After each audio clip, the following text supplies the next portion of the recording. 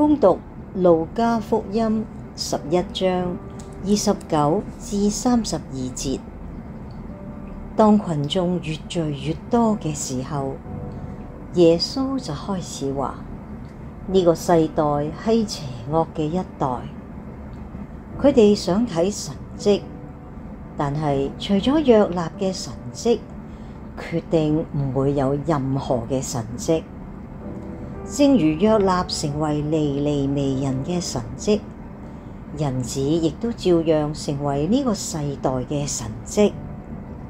喺審判嘅時候，南方女王亦都要同呢一代嘅人一齊被復活起嚟，定佢哋嘅罪，因為佢從地極前嚟聆聽撒羅滿嘅智慧。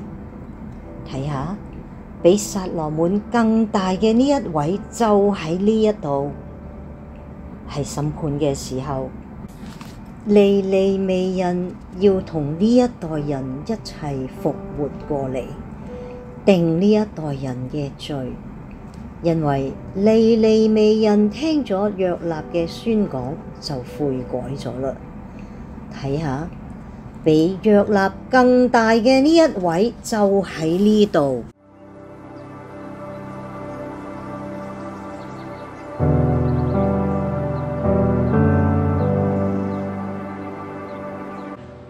福音反省。喺今日嘅福音裏邊，群眾佢哋要求耶穌顯一個神蹟，要耶穌展現驚人嘅事蹟嚟去證明佢確實係天主派嚟嘅。但係耶穌就提醒佢哋，最偉大嘅神蹟其實早已經存在，就係企喺佢哋眼前。耶穌佢自己就係天主嘅啟示，聖言成了血肉，就好似尼尼微人透過約納認出天主嘅聲音，同埋示巴女王向撒羅滿王尋求智慧。耶穌時代嘅群眾被邀請認出並且回應天主臨在耶穌身上邊，但係好多人未能夠認出佢。呢個並唔係因為缺乏神蹟，而係因為缺乏信德。呢段經文就提醒我哋，特權總係伴隨住責任。嗰啲睇見同聽見耶穌嘅人，擁有歷史上邊最大嘅特權，但係佢哋嘅拒絕就成為咗佢哋嘅定罪。我哋亦都屬於享有特權嘅人。我哋擁有天主聖言，世世代代信徒渴望聆聽嘅聖經，同埋眾多殉道者為之獻身捍衛嘅崇拜自由。但係我哋有幾多次將呢啲恩賜視為理所當然嘅呢？聖經積滿塵埃，星期一亦都不過係尋常嘅一日。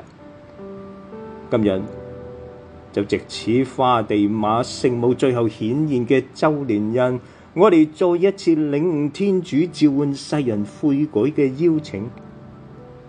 喺花地瑪，聖母向純樸嘅孩童顯現，呼喚人類重拾祈禱、懺悔同忠信於天主。呢啲標記並唔係刻於穹蒼，而係銘刻喺心靈深處。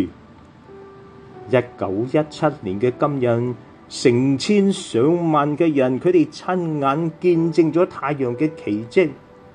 呢個奇蹟本身並唔係終極目標，而係召喚世人去相信、去改變，並且活出福音嘅真體。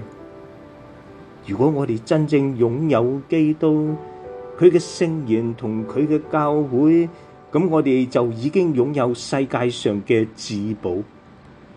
就讓我哋好似花地瑪嘅孩子一樣，面對天主嘅徵兆嘅時候，唔好以索求證據嚟去回應，而係以信德、以感恩同心靈歸依嚟去作出回應。